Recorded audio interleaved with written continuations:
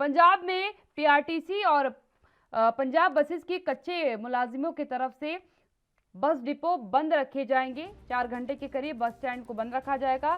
कुछ bus depot जो है वो सुबह 8 से 12 बजे तक बंद रहेंगे, तो वहीं जो कुछ है वो 10 से लेकर के 2 बजे तक बंद रहेंगे। आपको बता दें कि पंजाब के सभी सरकारी विभागों के साथ साथ पंजाब रोडवेज और पीआरटीसी विभाग में कार्यरत मुलाजिमों को पक्का ना करना, स्टाफ की कमी के कारण बसों के खड़े होना, कंडक्टर ड्राइवर वर्कशॉप की कमी के बावजूद गलत ढंग से प्रमोशन करना, सरकारी बसों की गिनती 10,000 की बजाय 100-200 तक रह जाना, पनबस और पीआरटीसी की बसों में महिलाओं का मुफ्त सफर की सुविधा देना, इस बात का सबूत है कि सरकार सरकारी ट्रांसपोर्ट खत्म करने की तैयारी में है। रोडवेज और पीआरटीसी के कच्चे कर्मचारी काफी समय से रेगुलर करने की मांग पंजाब सरकार से करते आ रहे हैं, लेकिन अभी तक उनकी मांग पूरी नहीं की गई है, जिसके बाद से लगातार उनकी नाराजगी निकल करके सामने आ रही है।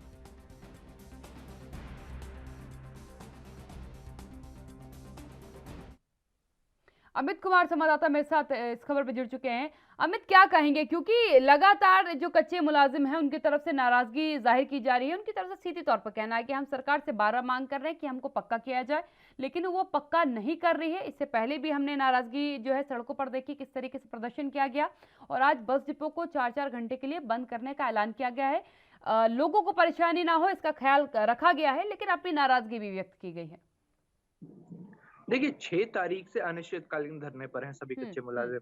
वहीं अगर हम बात कर रहे हैं कि 7 तारीख को पंजाब सीएम कैप्टन अमरिंदर सिंह के घर का घेराव करना था, जिसके बाद इनको एक तरह के मीटिंग का न्योता मिला था, जिसके बाद कल मीटिंग के लिए पहुंचे थे। पर मीटिंग में जितनी मांगे रखी गई थी इनकी तरफ से, उस पर सीधे तौर पर उन्हें एक तरह से एक नेगेटिव रिप्लाई मिला कि ये मांगे पूरी नहीं हो सकती हैं।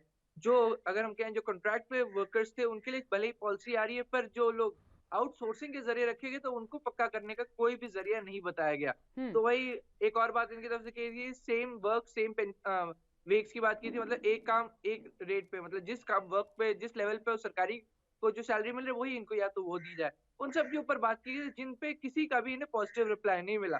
तो उसके बाद यूनियंस जितने भी कच्चे मुलाजिम थे सारे बाहर आए, इन्होंने आपस में मीटिंग की है और उसके बाद डिसाइड किया है कि ये लोग फिर से अपना प्रदर्शन और ज्यादा तेज कर देंगे। प्रदर्शन रुका नहीं था, ना ही स्टैंड स्टिल पर, उन्होंने सिर्फ एक चीज रोक दी थी, होती पंजाब सीएम कैप्टन सिंह के घर के आगे का प्रदर्शन।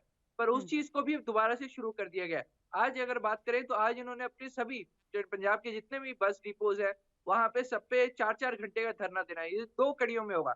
एक प्रदर्शन 8 से 12 बजे तक होगा, तो वही दूसरा प्रदर्शन 10 से 2 होगा।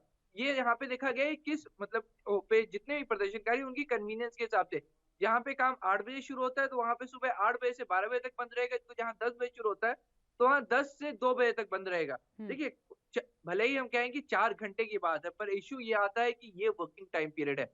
देखिए वीकेंड्स नहीं है, ये वीकडेज अभी चल रहे हैं, और हम्म। ऐसे में सुबह 8 से 12 बजे तक या 10 से 2 बजे तक बस बंद होना लोगों के लिए, वो लोग जो लोग दूर दूर तक अपनी जॉब के लिए बस से आते हैं उनको बहुत ज्यादा परेशानी होने वाली है। देखिए अगर हम बोले से बस डिपो, इससे सभी प्राइवेट से लेके हर एक बस सर्विस ठप हो जाएगी। तो हम्म। अब ये देखना होगा कि क्या सरकार कितना ज्यादा एक्शन पे आती है, क्योंकि देखिए सरकार ने अपनी तरफ से मुख्य सचिव उनसे मिलने आए थे, उनसे बातचीत हुई थी, पर कोई हल नहीं निकला है। वही हम्म। मुलाजिम कच्चे मुलाजिम लगातार एक ही मांग पे है कि हमारी सबसे पहली और सबसे इम्पोर्टेंट मांग है कि हमें पक्का किया जाए। उसके बाद दूसरी डिमांड इनकी है, जिनमें कई डिमांड, जैसे नई बसेस की डिमांड हो गई और वर्कर की डिमांड होगी, तो वो सब अलग चीज है। पर जो सबसे पहला मुद्दा वो लेकर गए थे कि जो कच्चे मुलाजिम है उन्हें पक्का किया जाए।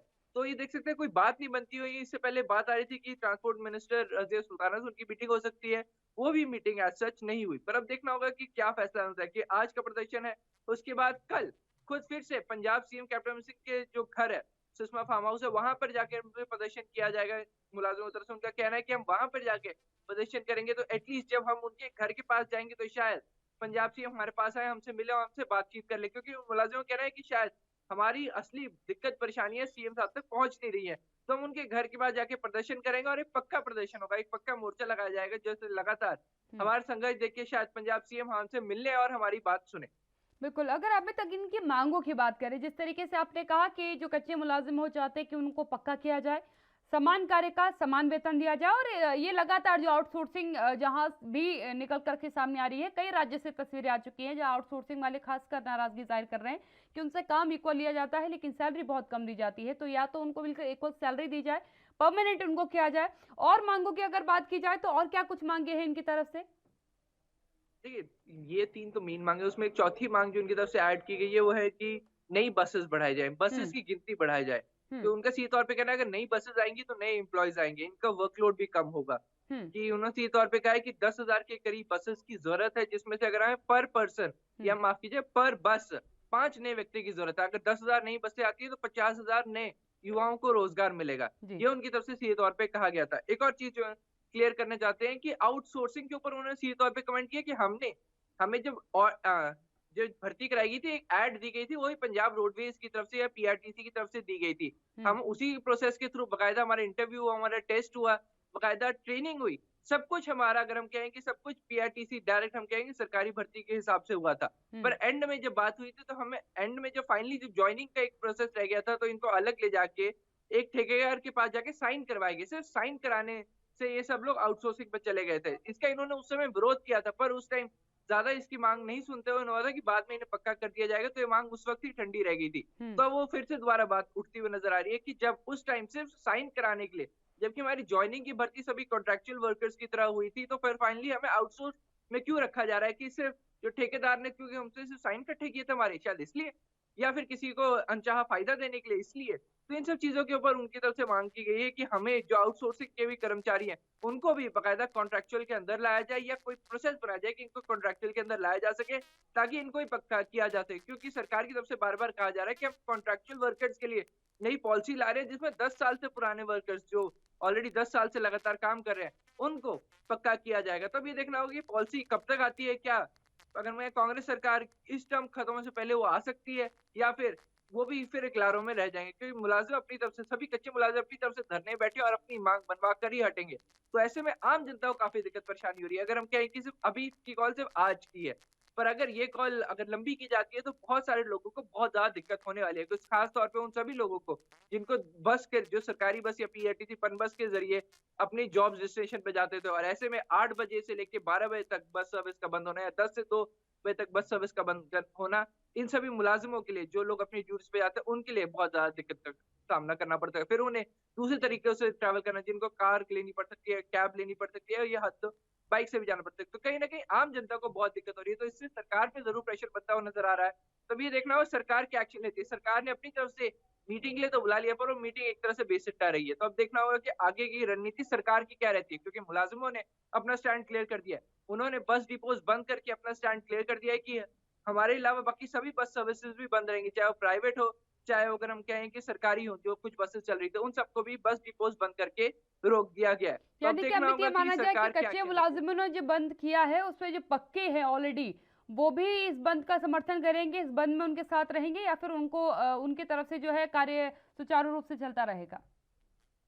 देखिए, सीधे तौर पे उनका कहना है कि जब बस डिपो ही बंद हो जाएँगे, तो कोई भी बस नहीं आ जा सकती है। हुँ, तो इसमें उनका सपोर्ट होगा, नहीं होगा, वो कंसिडर नहीं होगा क्योंकि बस डिपो ही बंद कर दिए गए हैं कच्चे मुलाज़िमों की तरफ से। ठीक। अगर मैं आपको पहले ही बता चुका हूँ कि जैसे कि जितने भी अगर हम कहें पक्के मुलाज़िम, उनकी गिनती मात्र 600 के करीब है, हुँ, 300 हुँ, अगर हम कहें बस ड्राइवर हैं और 290 के करीब कंडक्टर्स हैं। तो यही कुछ 600 अगर हम कहें कि परमानेंट एम्प्लॉइज़ हैं, जो अभी सरकार के लिए काम कर रहे हैं। हुँ, वहीं प्राइवेट एम्प्लॉइज़ या हम कहें प्राइवेट बस वालों से जब हमने पूछा गया कि क्या प्राइवेट बस ऑपरेटर्स उनका विरोध करेंगे तो उन्होंने कहा कि नहीं हमारा उनसे पूरा सपोर्ट है हमारा। किसानी अगर हम कहें कि जो किसान आंदोलन के सारे किसान आगू हैं वो भी हमारा सपोर्ट करें तो अगर हम बस बंद करेंगे तो हमें उनका पूरा सपोर्ट ही मिलेगा। ख़ैर ये कहने की बातें हैं पर अब एक्चुअल रियलिटी क्या है ये समय ही बता पाएगी। क्या लोग इनका विरोध करते हैं? बिल्कुल। क्या अमित अगर प्राइवेट आगामी बस ऑपरेटर रणनीति इनका की विरोध बात करते हैं? करें, इनकी आगामी रणनीति क्या होगी? जिस तरीके से आपने कहा कि अभी ये कैप्टन साहब से मुलाकात करना चाहते हैं, उनका मानना है कि समस्या उन तक नहीं पहुँची है।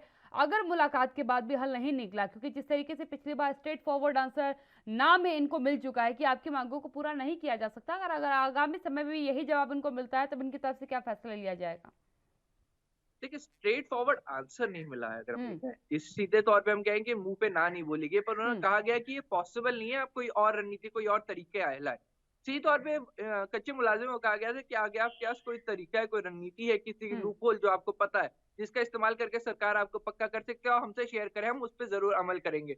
तो वही सरकार अपनी तरफ से जो 10 साल की पॉलिसी लाने में लगी है कॉन्ट्रैक्चुअल्स के लिए, हुँ, तो उसकी वो बार-बार उनके बारे में बताया जा रहा है। तो ये रणनीति के बारे में हम बात करें मुलाज़िमों की तो उनकी तरफ से एक तरह से हम कह सकते हैं एक्शन तेज़ हो चुका है इस मीटिंग के बाद। 8 तारीख की मीटिंग है तो उन्होंने अपने ज़ोर या हम कहें कि अपना प्रोटेस्ट और ज़्यादा तेज़ कर लिया। पहले जहाँ पे सिर्फ साइलेंट प्रोटेस्ट चल रहा था, अब उनकी तरफ से डिपोज भी 4-4 घंटे के लिए बंद कर दिया गया है। तो वहीं आज डिपो बंद किए जा रहे हैं, कल सीएम साहब के घर का घेराव है, कल उनके घर के ठीक के घर के बाहर जाके प्रोटेस्ट जाएगा, प्रदर्शन किया जाएगा।